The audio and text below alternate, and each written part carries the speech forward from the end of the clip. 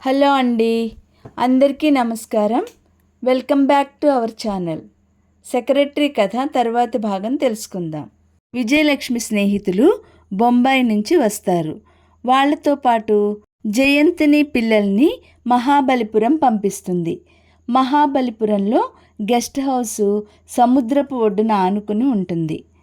జయంతి వరండాలో నిలబడి శేఖరం గురించే ఆలోచిస్తూ ఉంది. ఏమనుకుంటున్నాడు, నన్ను అసహ్యించుకుంటున్నాడా అని ఆలోచిస్తూ ఉంటుంది. మెట్లు దిగుతూ ఉండగా శివరాం కనిపిస్తాడు.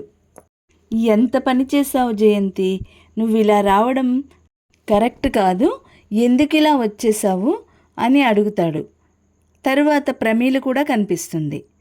ప్రమీల శివరాం ఇద్దరూ పెళ్లి చేసుకున్నట్టు చెబుతారు. ఎందుకిలా వచ్చేసావని శివరాము ప్రమీల ఇద్దరూ అడుగుతారు. ఆ రోజు రేఖారాణి రావడం, తనతో ప్రమీలనిచ్చి శేఖరానికి పెళ్లి చేస్తాననడం అవన్నీ చెప్తుంది. వాళ్ళ మాటలు వింటుంటే కేవలం అంతా తన తెలివి తక్కువతనంగా, తొందరపాటుగా ఇదంతా జరిగినట్టు అనిపిస్తుంది. అది ఒప్పుకోవాలంటే జయంతి రక్తంలో ప్రతి బిందువు ఎదురు తిరుగుతోంది.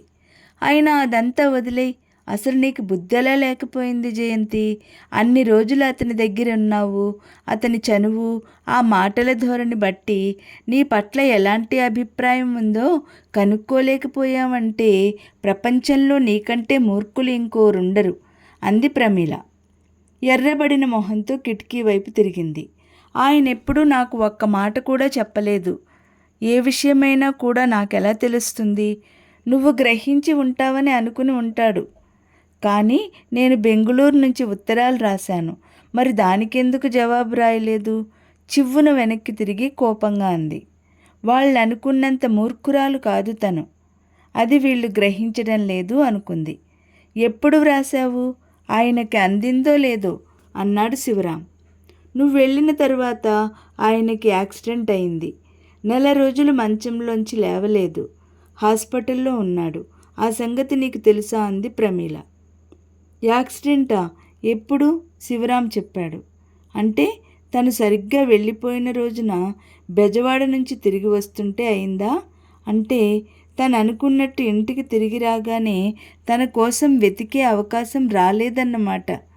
జయంతికి ఇప్పుడు అర్థమవుతోంది. మంచం మీద ఉన్న శేఖరానికి తర్వాత 2-3 రోజుల తర్వాత తను అసలు ఊళ్ళో లేదని తెలిసి ఉండి ఉంటుంది.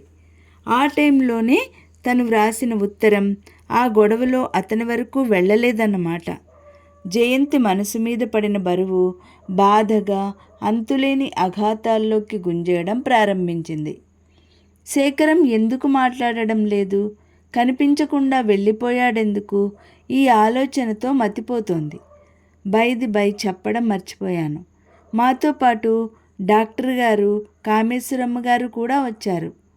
వాళ్ళు అలా దేవాలయం వైపు వెళ్ళారు.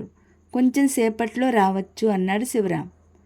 జయంతికి ఎందుకో ఒక్కసారి అక్కడి నుంచి దూరంగా పారిపోవాలనిపించింది. కానీ ఆ అవకాశమే దొరకకుండా వాళ్ళిద్దరూ వచ్చేశారు. మొదట్లో డాక్టర్ గారు లోపలికి వచ్చారు. ఆ మూల కిటికీ దగ్గర నిలిచింది ఎవరో చూడండి అంది ప్రమీల హుషారుగా. ఎవరు? బయట నుంచి వచ్చిన ఆయన వెంటనే చూడలేకపోతూ అన్నారు. సరిగ్గా చూడండి అన్నాడు శివరాం. జయంతి పాలిపోయిన మొహంతో ఇటు చూస్తోంది. డాక్టర్ గారి కళ్ళకి క్రమంగా ఆకృతి తెలిసింది. వెంటనే ఉన్నట్టుండి నిజమేనా అన్నాడు. జయంతి కదిలి ముందుకు వచ్చింది. ఇదిగో నిన్నే, చప్పునరా లోపలికి. సంతోషంతో ఆయన బయటికి చూస్తూ గావుకేక పెట్టాడు. ఏమిటది? ఏమైంది? కంగారుగా లోపలికి వచ్చిన కామేశ్వరమ్మ గారు షాక్ తిన్నట్టు ఆగిపోయింది. జయంతి, నిజంగా? ఆవిడ చేతులు చాస్తూ అంది. నిజంగా ఏమిటి నీ మొహం అంత స్పష్టంగా కనిపిస్తుంటే? డాక్టర్ గారు మందలించారు. అప్పటికే జయంతి ఆవిడ చేతిలో వాలిపోయి గుండెల్లో మొహం దాచుకుని వెక్కి వెక్కి ఏడవసాగింది. ఇక్కడికి జరిగిందంతా చాలక ఇంకా జాప్యం చేస్తావా? నా మాట విను, మాతో వచ్చేయి. నీకు తెలీదు శేఖరం పైకి ఎంత గంభీరంగా కనిపిస్తాడో లోపల అంత. ఆవిడ వాక్యం పూర్తి చేయలేదు. జయంతి మధ్యలోకి అడ్డు తగులుతూ వద్దు వద్దు, నన్ను క్షమించండి, నేను రాలేను. నేను చేసింది పొరపాటే కావచ్చు, కానీ క్షమాపణ కోరుకోవాలంటే తగినంత చనువు కూడా ఉండాలి కదా అంది. ఎక్కడో పిచ్చిదానిలా ఉన్నావే, ఈ పరిస్థితుల్లో నిజంగా పిచ్చిదాన్నైతే అంతకంటే సుఖం ఇంకోటి ఉండదు, కానీ కావడం లేదు. నేను మామూలుగా ఉన్నాను. సరే, నీ ఇష్టం, పోన్లే. అతనే స్వయంగా వచ్చి తీసుకెడతాడు, సరేనా? ఎంతసేపు ఎన్ని విధాల నచ్చజెప్పినా జయంతి వినకుండా మూర్ఖపు పట్టు పట్టడం చూసి ఆవిడ విసుగ్గా అంది. ఉన్నట్టుండి జయంతి హఠాత్తుగా మాయమైతే దానికి శేఖరం మనసు ఎంత గాయపడిందో స్వయంగా ఆవిడకు తెలుసు. తను పైకి ఒక్క మాట కూడా అనని మాట నిజమే, కానీ కాంతిలోపించిన అతని కళ్ళు, ప్రతి విషయం పట్ల అతను చూపే ఉదాసీనత, మానసికంగా అతను పడుతున్న బాధ తను కనిపెట్టకపోలేదు. శివరాం వాళ్ళు విజయలక్ష్మి వాళ్ళ ఇంటికి వస్తామంటే కూడా జయంతి ఇష్టపడలేదు. అడ్రస్ ఇవ్వలేదు. మౌనంగా వచ్చిన వాళ్లతో తిరిగి ఇంటి ముఖం పట్టింది. వాళ్ళు రమ్మనగానే ఎలా వెళ్ళిపోతుంది? శేఖరం గురించి తనకంటే ఎక్కువ వీళ్ళందరికీ తెలుసా?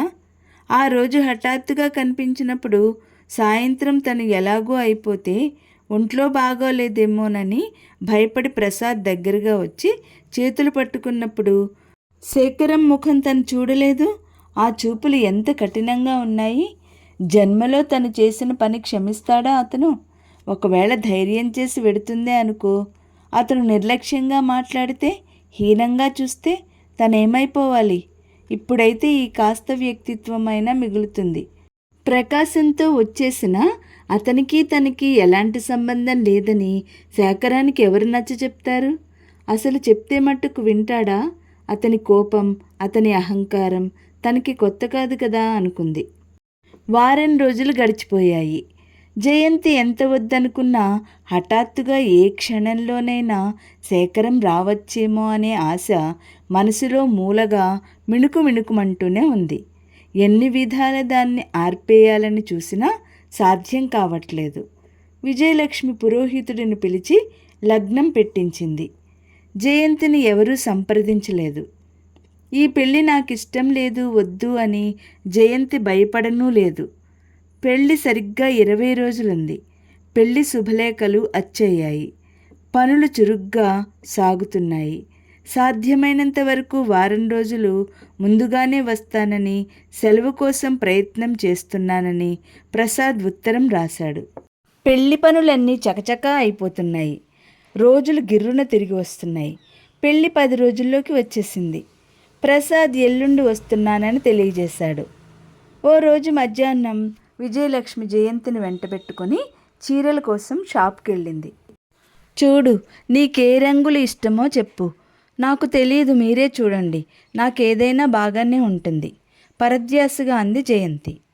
కొన్ని రాత్రిళ్ళు తనకు అసలు నిద్ర అనేది కానీ, మనసుకి విశ్రాంతి అనేది కానీ లేదు. జయంతి మాత్రం శేఖరం గురించే ఆలోచిస్తోంది. విజయలక్ష్మి, జయంతి ఈ చీర చూడు, ఎంత బాగుందో, అంచు తీసుకుంటావా అంది. విజయలక్ష్మి చీరని చేతిలోకి తీసుకుని చూస్తూ అడిగింది. వద్దు వద్దు, నాకు ఆ రంగు బాగాలేదు, అసహ్యంగా ఉంది వెంటనే అంది జయంతి. షాపువాడు వింతగా చూశాడు. అతని చూపులు బొత్తిగా ఫ్యాషన్ తెలీదు, ఎక్కడి అడవి సరుకురా బాబు అన్నట్టున్నాయి. సరే, మీరు చూసి సెలెక్ట్ చేసుకోండి. షాపులోకి ఇంకో కస్టమర్ రావడంతో అక్కడి నుంచి వెళ్ళిపోయాడు. నువ్వు చూసుకో మరి అంది విజయలక్ష్మి. అదుగో ఆ నీలం చీర ఇటు చూపించు. అప్పుడే షాపులోకి వచ్చిన వాళ్ళల్లో ఒక ఆవిడ అడిగింది. జయంతి, విజయలక్ష్మి ఇద్దరూ వెనక్కి తిరిగి చూశారు. క్షణంసేపు జయంతి గుండెలు ఆగిపోయాయి. వెంటనే మొహం తిప్పేసుకుంది. ఆ నీలం చీర అడుగుతున్నావిడ ఆ రోజు తనకి కోపం తెప్పించి శేఖరం చేత 800 చందా ఇచ్చేలా చేసిన సరస్వతీరామన్. జయంతి ఎంత త్వరగా మొహం తిప్పేసుకున్నా క్షణంలో సగంలోనే ఆవిడ జయంతిని గుర్తుపట్టేసి, మిస్సెస్ శేఖర్, మీరు ఇక్కడున్నారే, మద్రాసు ఎప్పుడొచ్చారు అంటూ గబగబా దగ్గరకు వచ్చింది. మీ వారేరి అని అడిగింది జయంతిని. ఎవరితో మాట్లాడుతున్నారు మీరు? విజయలక్ష్మి అనుమానంగా అడిగింది. మీతో కాదు, మీ ప్రక్కన ఆవిడతో.